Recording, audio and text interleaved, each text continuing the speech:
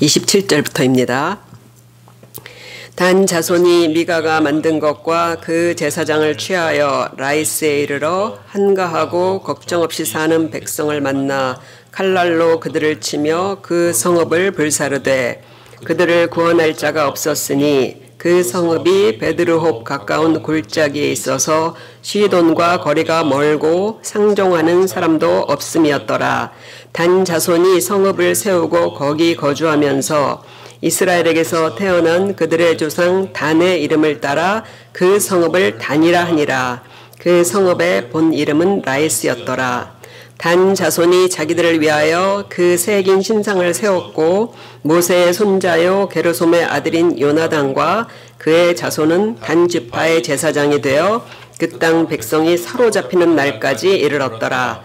하나님의 집이 실로에 있을 동안에 미가가 만든 바 새긴 신상이 단 자손에게 있었더라. 아멘. 사사시대가 점점 막장 드라마로 변해가고 있는 모습을 요즘 매일 성경에서 보게 되죠. 이 월요일 본문까지는 신앙의 막장, 그리고 어제부터 시작되는 것은 도덕적 막장 드라마가 펼쳐지고 있습니다. 이스라엘의 신앙이 붕괴된 이 막장 드라마의 모습은 미가라는 사람이 세운 신당을 통해서 보여줍니다. 이것은 단 한 가족의 신앙의 몰락으로 그치지 않는다는 걸 오늘 성경이 스펙타클하게 조명하는 것을 보면 우리가 놀라게 될 것입니다. 그리고 신앙이 붕괴될 때 필연적으로 따라오는 도덕적 붕괴는 어제부터 시작된 한 레위인의 사건에서 알 수 있어요. 이 레위인은 여차저차해서 베냐민 지파 사람들 때문에 죽은 자기 첩의 원한을 풀어달라고 시신을 12개로 잘라 각 지파로 보내는 엽기적인 행각을 합니다. 그 일로 해서 베냐민 지파와 나머지 10지파와의 싸움이 일어나 양측 다 큰 사상자를 내는 끔찍한 비극이 일어납니다. 요즘 오징어 게임에서 유행하는 말 있죠. 그러다가는 다 죽어. 딱 이렇게 하나님께서 서로를 이렇게 살상하는 것으로 징계를 하시는 것을 볼 수 있습니다. 오늘은 미가라는 사람을 통해서 지독히 변질된 이스라엘의 신앙을 우리가 살펴보려고 합니다. 이게 이제 며칠을 쭉 이제 그 전 날짜로 이어지는 이야기예요. 에브라임 지파에 미가라는 사람이 있었어요. 집이 부자예요. 그런데 그 모친이 은 1,100개를 잃어버렸는데 그걸 누가 가져가냐면 아들 미가가 훔친 거예요. 그러니까 모친이 은이 없어진 것을 알고 훔쳐간 사람을 저주하자 미가가 그 은을 도로 내놓습니다. 그 모친은 자기 돈을 찾은 것을 기뻐하며 이번에 아들을 축복해요. 그러니까 묘한 집이에요. 돈만 많고 저속한 집안에 가정교육도 잘 안 되고 있습니다. 그런데 자기가 했던 그 저주가 아들에게 떨어질까 봐 두려웠는지 이 모친은 갑자기 그 은을 하나님께 바친다며 뜬금없이 신상을 만들어 가정 신당에 모시는 거예요. 그러자 미가는 한 수 더 떠서 드라빔이라는 우상 형상과 그리고 제사장의 의복인 에봇을 만들어 신당을 채우고 거기다가 자기 아들을 제사장으로 삼습니다.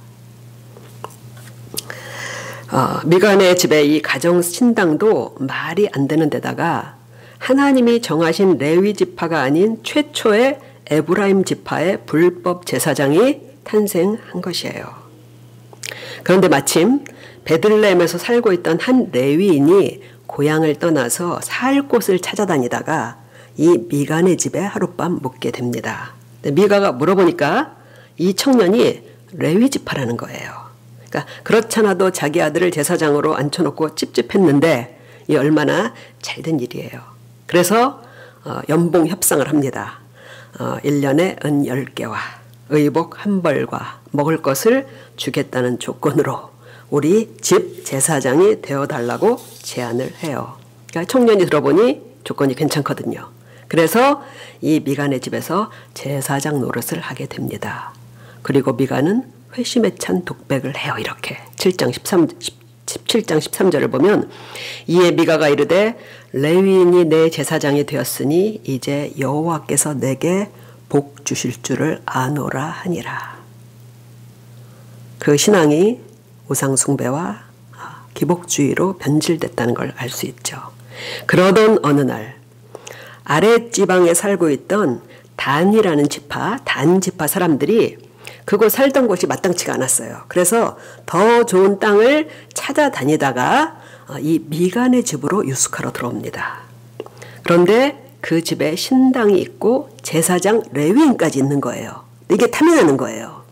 그리고 오늘 우리가 읽은 본문 27절에 나오는 대로 이제 한가롭게 살던 라이스라는 성읍을 이제 공격해서 빼앗아 차지하고 그 성읍의 이름을 자기 지파 이름대로 단이라고 바꾼다고 돼 있어요. 그리고 600명의 사람들이 미가의 집을 찾아가 신당에 있는 신상들과 에봇을 탈취합니다. 그러니까 레위인이 깜짝 놀라서 이게 무슨 짓이냐고 항의를 하자 단지파가 조용히 해라 이런 제안을 해요. 네가 한 집의 제사장이 되는 것과 한 지파의 제사장이 되는 것과 어느 것이 더 낫겠느냐. 이 말에 이 레위인은 기뻐하며 얼른 신상을 챙겨서 단지파를 따라가서 단지파의 제사장이 되었다는 이야기입니다. 그러니까 여기까지 해서 뭐가 잘못되었는지 아시겠어요? 뭐가 잘못되었는지를 우리가 한번 짚어보겠습니다. 먼저 하나님은 신명기 11장에서 아무 데서나 하나님께 제사를 드리지 말라고 하셨어요. 신명기 11장 13절을 보면 너는 삼가서 아무 곳에서나 번제를 드리지 말고 오직 너의 한 지파 중에 여호와께서 택하실 그곳에서 번제를 드리고 또 내가 네게 명령하는 모든 것을 거기서 행할지니라. 그러니까 여호수아는 이제 가나안 정복 전쟁을 마치고요. 광야에 있었던 성막 있죠. 그 성막을 이제 실로라는 곳에 보존해서 그 성막을 거기에 세워 놓았어요. 그러니까 성전을 세우기 전까지는 그곳에서 제사를 드려야 하는 것이에요. 그러니까 오늘 우리가 읽은 본문에서도 31절 보면 이렇게 말씀합니다. 하나님의 집이 실로에 있을 동안에, 그러니까 하나님의 집이 그때 실로에 성막이 있었다는 거예요. 그런데 미가가 만든 신당이 단 자손에게 있었더라. 그러니까 실로가 이 단 지파와 거리가 멀지도 않아요. 그런데 이미 사람들이 율법과 상관없이 자기 소견에 오른 대로 하나님을 마음대로 섬기고 있다는 것을 볼 수 있습니다. 한편 우리가 이 사사기 끝에 보면요, 한 가족의 이야기가 나와요. 이 사사기와 왕정을 연결하는 그 사이에 사무엘상 1장 3절을 보면 이 사람이 매년 자기 성읍에서 나와서 실로에 올라가서 만군의 여호와께 예배하며 제사를 드렸는데 엘리의 두 아들 홈니와 비느하스가 여호와의 제사장으로 거기에 있었더라. 그러니까 이때도 하나님의 말씀 그대로 실로에서 예배드리던 사람들이 있었다는 거예요. 실로에서 예배드린 이 사람이 바로 사무엘의 아버지 엘가나입니다. 말씀대로 따르는 경건한 부모 밑에서 사사시대를 청산한 아들 사무엘이 나온 것입니다. 아무리 믿음이 변질되고 그런 시대에도 하나님의 말씀대로 섬기는 신실한 사람들은 항상 있다는 것을 알 수 있어요. 우리 교회가, 우리 성도들이 그런 교회가 되기를 간절히 소망합니다. 사람들의 종교심은 섬겨야 할 하나님 대신 이미 자신을 그 보좌에 앉힌 것으로 타락되어 있어요. 우리의 신앙도 그 경계선에서 어느 순간 내 영광, 나를 행복하게 하는 것, 현세의 축복으로 넘어가기가 쉽다는 것을 우리가 항상 기억을 해야 됩니다. 우리 예배가 예수 그리스도 안에서 성령과 진리를 쫓아서 드려지게 되어야겠습니다. 그리고 오늘 본문을 보면 이 레위 청년이 누구인지 놀라운 사실을 알려줘요. 30절을 보면 단 자손이 자기들을 위하여 그 새긴 신상을 세웠고 모세의 손자요 게르솜의 아들인 요나단과 그의 나중에 자손들은 단지파의 제사장이 되어 그 땅 백성이 사로잡히는 날까지 이르렀더라. 굉장히 의미심장한 내용이에요. 그러니까 익명으로 나오던 그 청년이 사실은 누구냐면 모세의 손자 요나단이라는 거예요. 모세의 손자 요나단. 그런데 우리가 알고 있죠. 같은 레위 지파라 해도 모세의 자손들은 제사장 직분을 얻지 못했어요. 그러니까 형 아론과 그 자손들에게 제사장직을 위임하셨고 다른 레위 지파 사람들은 성막 봉사를 하는 일을 맡기셨어요. 하나님께서.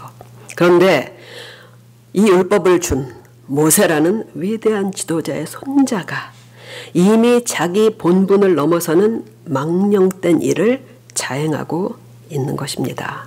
제사장의 직분이 더 좋고 존경받고 장래가 보장되어 보이자 율법에서 벗어나는 일도 서슴없이 행하는 것이죠.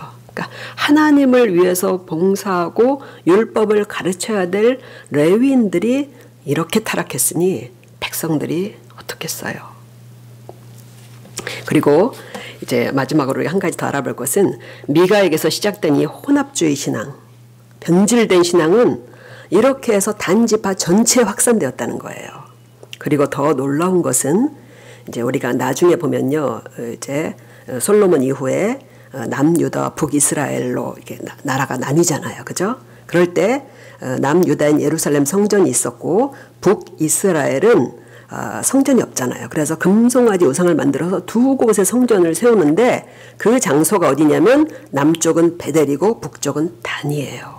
그러니까 오늘 미가의 신상을 갖다 세운 바로 그 성읍 단에다가 거기다 금송아지를 세운다는 거예요. 그러니까 이게 이때부터 우상숭배의 본거지가 된 것입니다.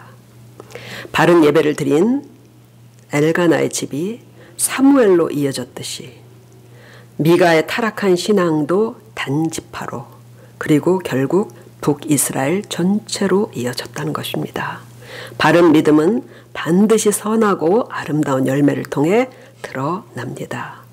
교회와 성경을 통하지 않고는 바른 신앙을 배울 수도 없고 이어갈 수가 없습니다. 미가의 우상을 뺏어다 섬기며 하나님 신앙을 변질시킨 결과를 오늘 본문 30절에서 이렇게 언급하죠. 그 땅 백성이 사로잡히는 날까지 이르렀더라. 결국 율법을 벗어난 무자격 제사장과 우상 숭배의 결과는 북이스라엘의 멸망으로 끝났다는 것입니다. 그러니까 왜 성경에 이런 우상 숭배 가족사가 나오지? 이렇게 생각하셨을 거예요. 그것은 뭐냐? 한 가정, 한 시대에 그 죄와 우상 숭배가 끝나는 것이 아니라 나라가 멸망하기까지 이어진다고 우리에게 성경이 이렇게 해석을 해주시는 것입니다. 하나님을 섬기는 바른 신앙에서 벗어난 결과는 단지 내게서 그치는 게 아니라 우리 가정에, 우리 자녀들에게, 공동체에 독버섯처럼 퍼질 수 있다는 것에 우리가 오늘 말씀에서 경각심을 발견해야 되리라고 믿습니다. 아멘. 오늘 말씀을 따라 우리 기도하도록 할게요.